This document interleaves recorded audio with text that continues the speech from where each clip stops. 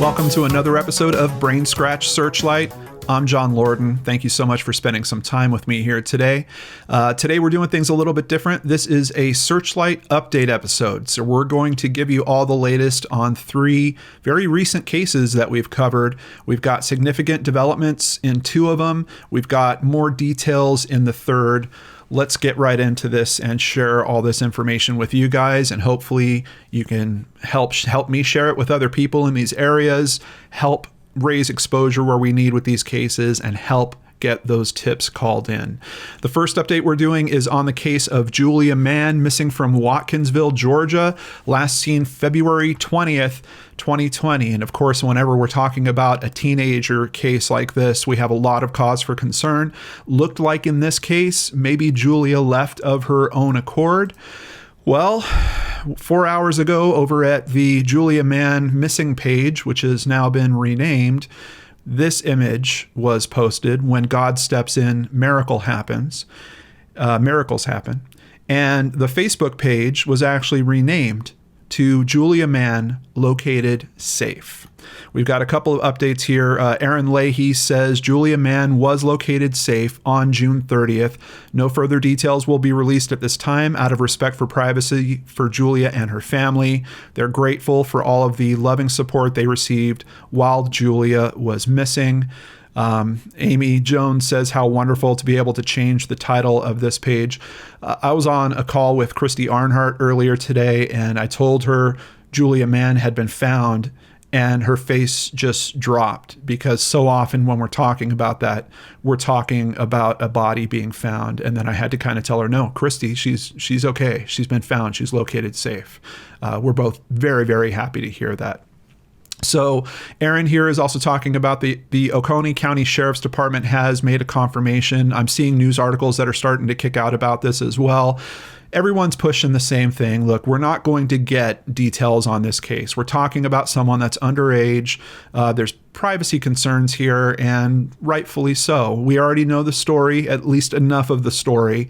It looks like she might have left of her own accord. We don't know if that was being facilitated by someone. There's a lot of things that might have to be kind of taken into account, and who knows? I mean, there's all kinds of things that Julia might have to go through to understand this ordeal, to help process some of what happened, and her family as well. So I totally get the respect for call for privacy.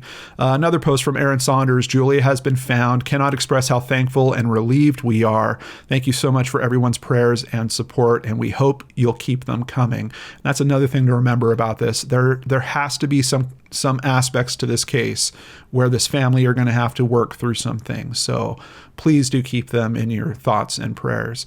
Dan Carpenter says, ladies and gentlemen, I'm a longtime friend of Julia's father. I have spoken to him directly and confirmed that Julia has been found and is safe.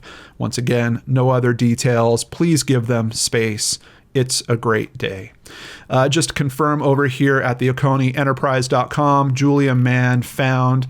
The 17-year-old girl who's been missing since February 20th has been located in a state that's not contiguous to Georgia, Sheriff Scott Berry told the Oconee Enterprise Tuesday, June 30th. Berry declined to elaborate on which state Mann was found in. I just want to thank the authorities, because obviously we're now talking about some type of communication that's going outside of Georgia. There's another state that heard that call, was able to act on it and able to help find her. Or potentially she walked into a police station and said, hey, I'm missing, help get me home. We really don't know the details there, but there's obviously some coordination with another police department. He's also once again saying she appears to be safe. The sheriff's office will not release any further information. Please respect her privacy and be respectful to a teenage girl and her family. Thank you for your concern and your assistance in finding Julia. So I do just want all of us to take a moment and to appreciate that these cases occasionally, and it's not as often as any of us would like, do have outcomes where the person is found, they're able to come back to their life, they're able to come back to their family. And what an amazing thing that is. And I'm so thankful that we get to see that in this case with Julia Mann. In another case, we don't get to see that. And that's the case of Trevon Perry, missing from Paso Robles, California, last seen March 15th, 2020. With Trevon's case, we were worried about some things. We had heard he might have testified in a murder case. There's more details coming out now that are supporting that is indeed what happened. But we had a very big development happen in this case. The Paso Robles Press is reporting body found in city of Riverside, believed to be missing person Trevon Perry. Now, this is interesting to me because Riverside is not very close to Paso Robles. We're talking at least a few hours drive. So the fact that, once again, we're talking law enforcement coordination that's spanning across a distance like that, and particularly in California, that's a lot of distance for California. There's a lot of police departments all in between that. It's pretty amazing to me that they made this discovery. I'm heartbroken they made this discovery. I've been in contact with Trevon's mother through this whole ordeal. And of course, I've sent condolences to her as well, and hopes that we would see some pending charges come out of this. I mean, if you found him essentially in a home in Riverside, I think it's pretty easy to get the linkage of who's living there, what's this next step. At a press conference Friday afternoon, Paso Robles Police Department Police Chief Ty Lewis announced that human remains found June 18th at a home in the city of Riverside are believed to be Trevon Perry. And I'll tell you guys, I had a little bit of insight into that this case wasn't going like typical missing persons cases, because if you'll remember, I actually made the NamUs case myself. And when I created it, there's this process where they kind of put it on hold. They reach out to law enforcement, they confirm the details, and then they activate it. And I went back to check on it several weeks later, and it was in a status I had never seen before, where it was actually being blocked from being activated. And I wasn't sure what that was about. I reached out to Trevon's mother at that point. I'm like, something is going on with this that I don't typically see. You might want to ask your investigator about it. And obviously now we know. Lewis said he contacted the family to inform them of their discovery in Riverside. Quote, "I want Trevon's family to know that the Paso Robles Police Department and the community here in Paso Robles share your pain," Lewis said. "We are sad that we are not able to bring Trevon home alive and well like we all hoped." And I certainly want to echo that. I really wish we could have seen a very similar instance to what we have with Julia with this case, but unfortunately we won't. "We promise to continue putting all of our effort and our resources into bringing Trevon's murders to justice and bring closure to you and the community," he added. Paso Robles Police Department solicited assistance from the San Luis Obispo County District Attorney's Office. The investigations led to multiple jurisdictions within California and Nevada. Lewis thanked the following agencies for their support: Riverside County Sheriff, San Bernardino County Sheriff, San Luis Obispo County Sheriff, and the men and women of the Department of Justice Labs in Richmond, Goleta, Watsonville, and Riverside. As you can see, this investigation just really spanned out to all kinds of different areas in California and Nevada, apparently. In December of 2019, Perry testified for San Luis Obispo County District Attorney's Office prosecutors at the preliminary hearing of murder suspect. So here we're actually going to get his name. Kijuan Guy Bynum. Bynum is suspected of stabbing 23-year-old Christopher Vento Wilson on June 1st, 2019 during a fight in Shandon. And Christopher is apparently a friend of Trevon's, and Trevon witnessed this, and that's why he was stepping up and trying to do the right thing by testifying. And there was some information they did get from him. Effectively, they had some pretrial, and Trevon got to speak in front of a judge, and the judge at that point was deciding if the case was going to continue or not, and said, yes, there's enough information here, we're going to continue this case. Before it could get scheduled, all of a sudden, Trevon disappears.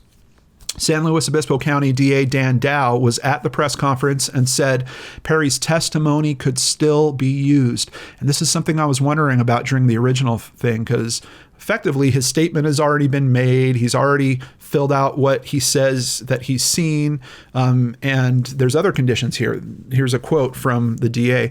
"There is a method in a criminal procedure that allows for, as long as the person's prior testimony was given under oath and they had the opportunity to be cross-examined by a defense lawyer, this is certainly a method that we will be using to use that evidence during the murder trial. So effectively, Trevon's words are still going to be used in that trial, and hopefully he can help see justice for his friend that was lost. But now we have, of course, Trevon's family going through a loss as well. Neither Chief Lewis and his team nor my office will get any rest until we bring justice for Trevon Perry, Dow added. And these guys weren't joking. June 30th, 2020, new article kicks out at Paso Robles Daily News. On Sunday, June 28th, Paso Robles Police Department detectives, along with the San Luis Obispo County District Attorney's Office, arrested 23-year-old Nicholas Ron of Paso Robles for the murder of Trevon Perry. Now, basically, the only detail we have on this is they arrested him while he was at work. There was no big incident. We're not getting a lot of detail about the connectivity. Does this really have to do with Christopher's case in terms of Christopher being killed? I'm not seeing the linkage to be able to lay out that story for you guys yet. But seeing how quickly they moved on this, I mean, essentially, they found Trevon, they stayed quiet about it, they announced it, and then they literally arrest this guy right on the heels of that. So it's almost like they didn't want to tip anyone off and have people go scattering. So I totally get what was going on with this, but we just don't have the details for me to kind of link all of it up for you guys and let you know what actually happened here. What did happen, June 30th, also another article from Paso Robles Daily News, hundreds turn out to pay respects at vigil for Trevon Perry. And we can see a lot of people getting together here. Of course, we've got law enforcement that's speaking here as well. Family members described him as the center of the family who would put a smile on everyone's face. He was a father of two. Family member Portia Bailey said, Trevon loved his friends like family. Christopher, his friend that was killed, was like his brother. And Trevon made the brave choice to testify and pursue justice for his best friend. Now, Trevon, like Christopher before him, has been taken from us by another senseless act of violence. Paso Robles Police Chief Ty Lewis said, I'm very happy to see the community come together and turn some real challenging times into something positive. We don't have many murders that occur in this community. To have one that touches so many people is emotional. I'm just glad our police department and district attorney's office is able to help bring closure to the family. And that's really the next step in all this. It looks like the pieces are lining up. We get to have a proper memorial and tribute for Trevon. We have an arrest that's already happened in this case.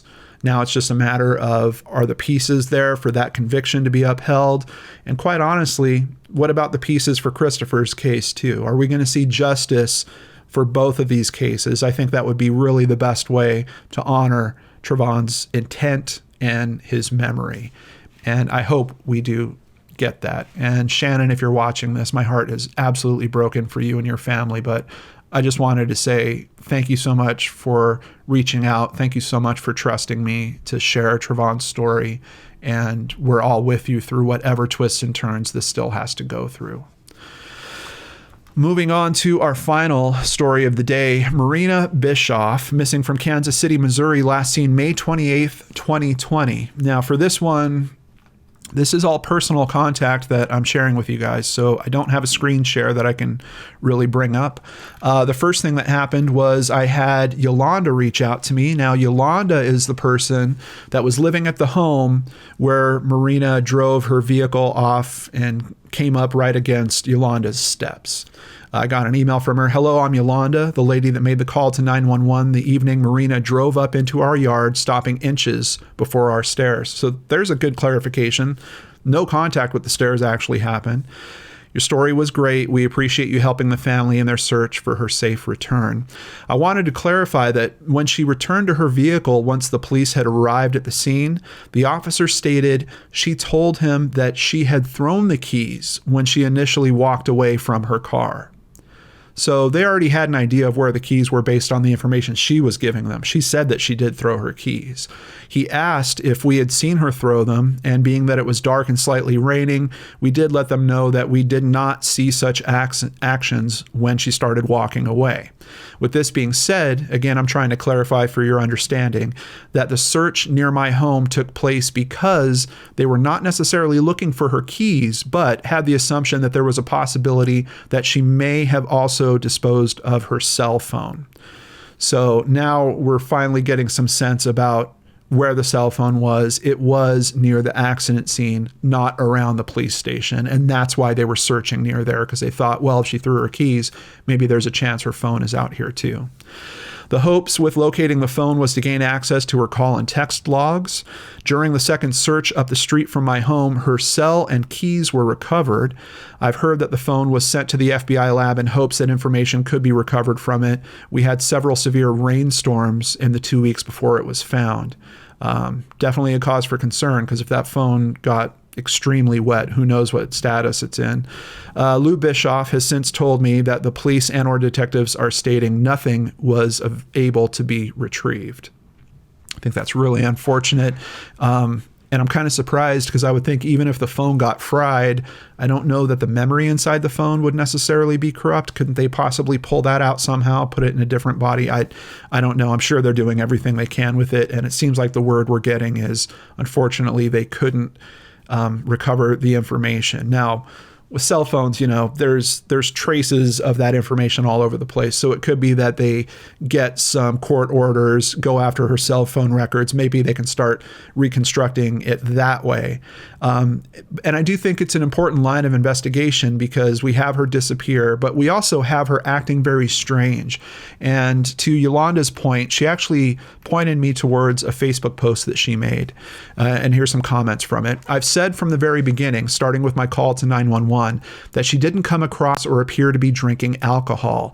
She didn't appear to be on drugs, at least not a street drug user, and that something else was wrong. Now, what I'm concerned about, and I think is a good aspect in terms of researching her phone and who she was in contact with, is could we potentially be talking about some situation where something was slipped to her? That's something that I'm really worried about here. But wouldn't the police have caught on to that with, kind of their testing of her? I'm not necessarily sure. We're going to hear some more details as we continue here. But Yolanda goes on to say, I'm still stunned that she was missing for nearly 10 days after walking away from the police station, and I didn't put two and two together that the lady reported on the news as missing was the same lady that drove up into our yard. Why had nobody, neither police or detectives, contacted us regarding the incident that led up to her arrest? Why did her brother and his wife have to come all the way from Texas to start knocking on doors because no authorities in KC were doing so? So many unanswered questions, so many thoughts of what could we have done differently that night so that maybe she wouldn't be missing today. Please pray for Marina's safe return. Continue to keep an eye out for her, and also continue to share my post. Thank you. And I want to thank Yolanda, of course, for sharing that with us, giving us some more insight into what's actually going on with this case and her thoughts. She interacted with Marina that night. She's got some good information for us to understand a bit more of what's going on. So I did also get contacted from Marina's brother, Victor. Thanks for the report. Let me help clarify a few things. My sister was released at 7 a.m. Initially, I was told she was released at 3:30 a.m. So kind of to the point I was making in the last video, he initially thought that she was released in the middle of the night and it was dark. He later found out it was actually in the morning. The missing persons report was filed a week after my sister went missing. Reason Missing Persons Division in KC would not allow me to file a missing persons report sooner, despite multiple attempts. I don't know why. That's kind of strange in itself. It's one of the biggest points that I try to drill in with everyone in terms of, if you have a missing family member, don't accept no in terms of filing a missing persons report, and just keep escalating until you get that thing filed. We have days that are going by. We have Yolanda saying, hey, no one even came around and talked to me. Now we're hearing from Victor, yeah, we were trying to get a missing persons report filed and we couldn't. Back to his message. When she was released, she looked around in the parking lot, perhaps looking for her car or a rider. It's really not clear to anyone. Shortly after that, she left the parking lot and turned right from the police station. She was last seen around 8:20 near the police station. The police did not do a blood test, nor did they do a breathalyzer. According to them, my sister refused it. I didn't know that you could I know that you can refuse a breathalyzer on site, but I think that the immediate follow-up of that is they wind up actually doing a blood test by taking you somewhere where that can be done. I've really never heard that you can just outright deny both tests and they just kind of, oh, okay, and then just lock you up for a couple hours and let you go. I'm not sure what's going on with that. Additionally, when I called the police for the first time, the police stated that my sister was on a hit and run. However, as you can see from the reports from Yolanda, eyewitnesses, there was no hit and run. The only damage is a cable box that you can actually see on Google Maps back in 2019. And that's the only thing that was damaged when her car came up over the curb. Therefore, it validates Yolanda's statement that there was no hit and run. Now, a third person that spoke up, I believe, is the private investigator, John Underhill, and he actually left comments on the video. She was seen 8:20 in front of the station across the street. The cell phone and keys were found down the street from her car where the accident happened, in the bushes. The searchers went there after the search at the station, and a line search was done. So they actually wound up searching both locations.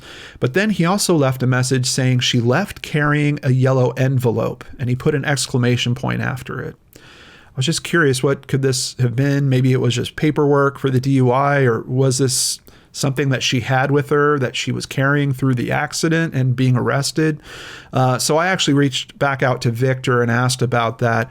I also asked about the phone calls that were made from the station, because I understand they're saying that that phone line wasn't monitored, so they don't have recordings of the phone calls, but it's a modern phone system. Can't we at least figure out what the phone numbers were and then do a little investigation there to figure out who she was speaking to?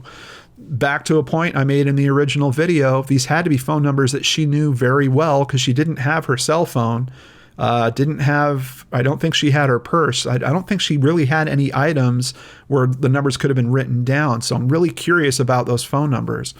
Here was Victor's reply. The police are telling me that they were unable to retrieve the phone numbers that she called, so we don't know who that was. Why can't they retrieve the phone numbers? I mean, this should be something very basic. This is a matter of talking to your local phone company. I know there was a time before where they couldn't really track if it was a local phone call, but I'm talking like in the 80s and 90s. I don't know that that's still accurate, and I'd be extremely surprised if you can't contact any modern phone company and say, hey, you know what? We know some phone calls were made from our phone line. We need a list of what the phone numbers were. I'm really, really surprised by that. If any of you are in the industry out there and you know that local phone calls still aren't tracked for some reason, please let me know about that in the comments below, because my mind is just kind of blown at that aspect. As for the envelope, it's likely that was paperwork for the DUI, is Victor's assumption. He's saying, I have to assume that because she walked into the police station with nothing and then came out with this envelope. He then reached back out to me a few days later and said, tomorrow will mark 30 days that my sister is missing. And they had a vigil for her in front of the police station. I'm now recording this 2 days after the vigil happened. I went looking for news coverage on the vigil. Unfortunately, I couldn't find anything. And my sister's friend from high school has also opened a GoFundMe to help find my sister. Would you mind sharing it? Tell you what, Victor, more than just share it. Here it is. And of course, I'll have a link to it in the description box below. But on behalf of myself and my amazing supporters on Patreon and PayPal, we're going to make a donation to this as well just as soon as I'm done filming today's episode. We can see they're asking for a $5,000 goal. They're about halfway there already. Please help share this GoFundMe. Donate to it if you want to add more than we already are together as a community here in terms of brain scratchers. I'd really appreciate that. Look at the last name in terms of people that donated. The PI himself that's working on this case has donated to this GoFundMe. So that's it. 3 updates. 1 person found safe. Another person found, unfortunately, deceased, but justice looks to be arriving. And we have Marina's case. And can we see, I'd really love to have another Julia Mann outcome for Marina's case. Please help us keep exposure raised to this. Keep sharing this story with your friends and family, particularly in these areas, and maybe we can get that important tip called in. There's contact information for each of the cases in the description box below. Before I end today's video, I want to thank several new patrons. Courtney Lucier, hope I'm saying that right, Courtney, Tessa Wagner, and it says Angelia Hamilton. I'm wondering if that's actually Angela Hamilton, the mother of Jonathan Hamilton. So I'm going to thank both of you. Angela I've been in contact with her for years. We talk very regularly about Jonathan's case. But this might be someone named Angelia or Angelia.